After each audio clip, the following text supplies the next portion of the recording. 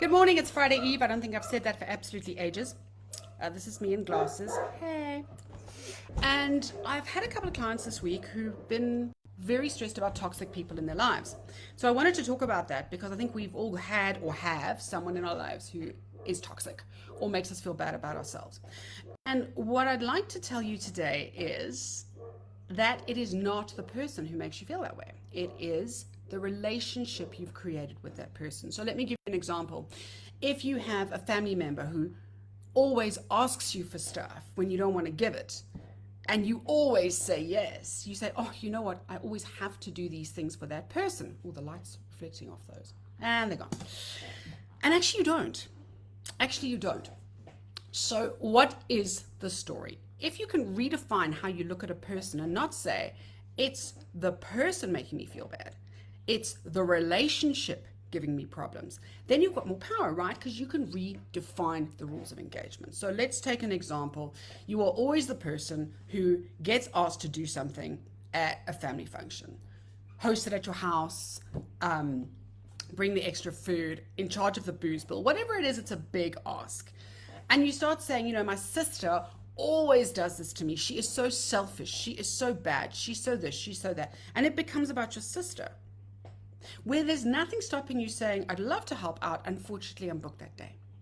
Or I'm not able to create that much food, but I am able to bring dessert. Because once we start making those boundaries, we stop hating people. We stop fearing people. Maybe it's a boyfriend or a girlfriend, and maybe the boyfriend is always, if you're not by my side all the time, then I'm very angry. Or why aren't you messaging me back? Or why are you going out with your friends? And we say my boyfriend's very controlling. And please know, at this point, I'm not talking about relationships where there's physical violence involved. I'm talking about relationships where it's itchy, it's not happy. Because you smile and you go, oh, okay, sorry I didn't answer immediately. I was actually in a meeting, but sorry. No, I didn't answer because I was in a meeting. The end. Then it's about the relationship. What about the relationship is upsetting you? I'm upset because when somebody says something to me, I feel bad. Okay, so what is the thing that makes you feel bad? So here's another example. Maybe you get asked to do something at school. Maybe there's a fete coming up and you say, and you're usually the person that people say, please could you do the fete? Please could you organize this? And you really don't have the time or the capacity. Instead of saying yes and saying, oh, the school is so selfish, so ungrateful, they're always asking me to do stuff, is to say, I'd love to help out. Unfortunately, my capacity is only this, so I can't do the whole event, but I would like to do a stall, if you would. And once we do that, once we start putting out what we want and what we'll put up with, the rules of the relationship change.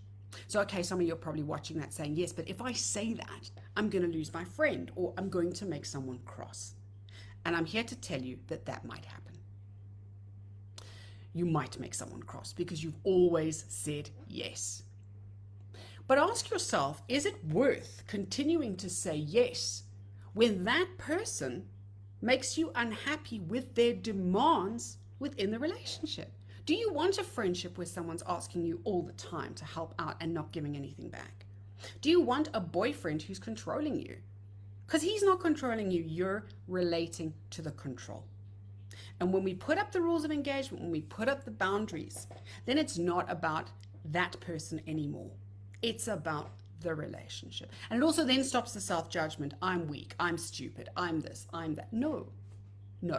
So if you're sitting there thinking, but Sam, I've got a relationship and I'd love to change it, but it's been going for too long. There's no such thing. We can't wait for people to die who are upsetting us. It's wrong. But what we can do is say, this is no longer okay. I'm unable to help you this time because I can't. I'm unable to answer this message in a meeting because I'm in a meeting. And when we do UGU, we talk a lot about how to have crucial conversations in such a way that it's about the issue and not the person. And we can talk about that in a later video. But just today, think to yourself, it's not about him, her, whatever, them. It's about the relationship. And start working on the rules of engagement within the relationship instead of expending energy and drama on your feelings about the person.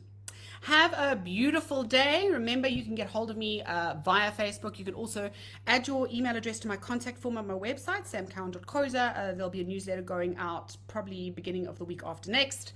And yeah, I would love to see you there and speak more to you. Bye.